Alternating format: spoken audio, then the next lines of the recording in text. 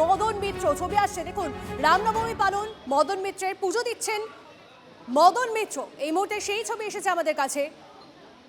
একদিকে যেমন আপনারা দেখছেন যে শুভেন্দু অধিকারী তিনি শোভাযাত্রা বের করেছেন রামনবমীর দিনে, তেমনি মদন মিত্র দেখছেন আপনারা, তিনি রামনবমী পালন করছেন। এই মুহূর্তে ছবি দেখছেন আপনারা, রামনবমীতে পুজো দিচ্ছেন মদন মিত্র।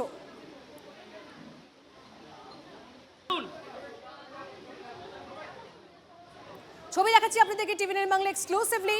রামনবমীর দিনে রামনবমীতে পুজো দিচ্ছেন মদন মিত্র, শাসক দলের নেতা প্রার্থী, তিনি পুজো দিচ্ছেন রামনবমীতে। ছবি দেখছেন, সেই ছবি দেখছেন আপনারা টিভি9 বাংলা এক্সক্লুসিভলি।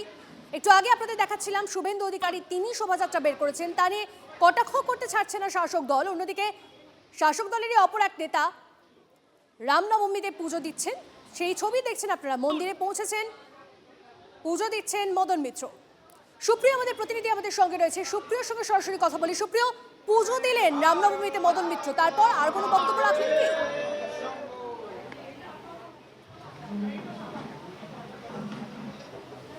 দেখো, পুজো পাঠ কিন্তু এখনো পর্যন্ত সম্পূর্ণ হয়নি। সেই পুজো দেওয়ার যে পর্ব সেটা চলছে। ক্যামেরা পার্সন কুণাল রয়েছে আমার সঙ্গে, কুণালকে বলবো একটু দেখানোর জন্য।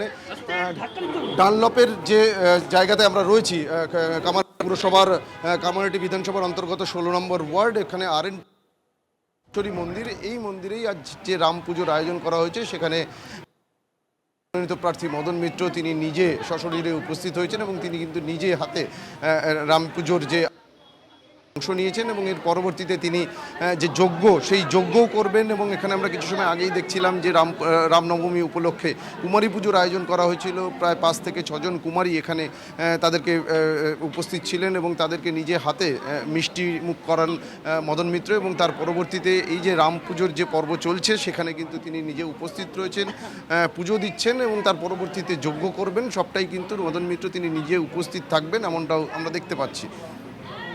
একদম সেই ছবি আমরা দেখছি। মদন মিত্র তিনি উপস্থিত হয়েছেন, যে যজ্ঞ রয়েছে উপস্থিত হয়েছেন তিনি, এবং যে যজ্ঞ রয়েছে সেই যজ্ঞতেও তিনি থাকবেন, উপস্থিত থাকবেন এমনটাই জানা যাচ্ছে। এবং ছবি দেখছেন আপনারা ইতিমধ্যেই, রামনবমীতে পুজো দিলেন মদন মিত্র।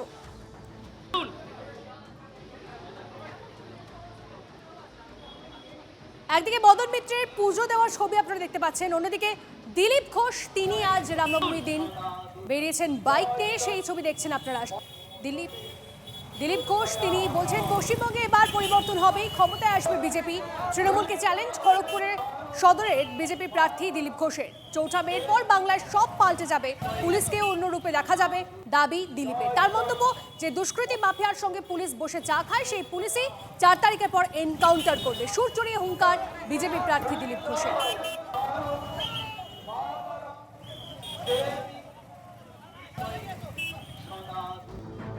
চমকাবো, চমকে চমকেই রাজনীতি করেছি। খড়গপুরের লোক সেই জন্য দিলীপ ঘোষকে ভোট দেয়, আবার দেবে। এখানকার গুন্ডা মাফিয়ার বিরুদ্ধে আমি লড়াই করেছি, আবার লড়বো যতদিন থাকবো। আর এবার তো লড়তে হবে না, ভেতরে ঢোকাবো, কারণ ক্ষমতায় আসবে বিজেপি। পশ্চিমবাংলায় পরিবর্তন হবে। যে পুলিশ আজকে মাফিয়া গুন্ডার সঙ্গে বসে চা খাচ্ছে, এই চোর নেতাদের সঙ্গে চামচাগিরি করছে, সে পুলিশই দেখবে অন্য রূপে উত্তরপ্রদেশের স্টাইলে কিরম এনকাউন্টার করবে, কিরম ভেতরে ঢোকাবে দেখে নেবেন। 4 তারিখের পরে মে মাসের সব পাল্টে যাবে, এই গুন্ডাগর্দি বন্ধ হবে। ছবি দেখছেন আপনারা, দিলীপ ঘোষ তিনি আজ পথে নেমেছেন। আজ রামনবমীতে বাইক নিয়ে মিছিলে তিনি নেমেছেন, সেই ছবি দেখছেন। এবং তার পাশাপাশি তার বক্তব্য পশ্চিমবঙ্গে এবার পরিবর্তন হবে, ক্ষমতায় আসবে বিজেপি। তৃণমূলকে চ্যালেঞ্জ খড়গপুর সদরের বিজেপি প্রার্থী দিলীপ ঘোষের। 4 মের পর বাংলায় সব পাল্টে যাবে, পুলিশকেও অন্যরূপে দেখা যাবে, দাবি দিলীপ ঘোষের। তার মন্তব্য যে দুষ্কৃতী মাফিয়া চোর নেতার সঙ্গে পুলিশ বসে চা খায়, সেই পুলিশই 4 তারিখের পর এনকাউন্টার করবে, সব বদলে যাবে, হুঙ্কার দিলীপ ঘোষের।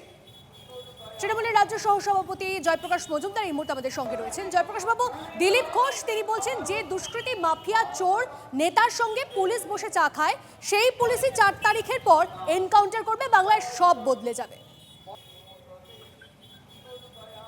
মাওবাদীরা যে ভাষায় কথা বলেন, সেই ভাষায় কথা বলছেন দিলীপ ঘোষ। যেন ভারতবর্ষে কোনো আইন নেই, আইনের শাসন নেই, বলছেন এনকাউন্টার করব, বুলডোজার চালাবো, যাকে ইচ্ছে মারবো। এনকাউন্টার কথাটা কি একটা বৈধ কথা?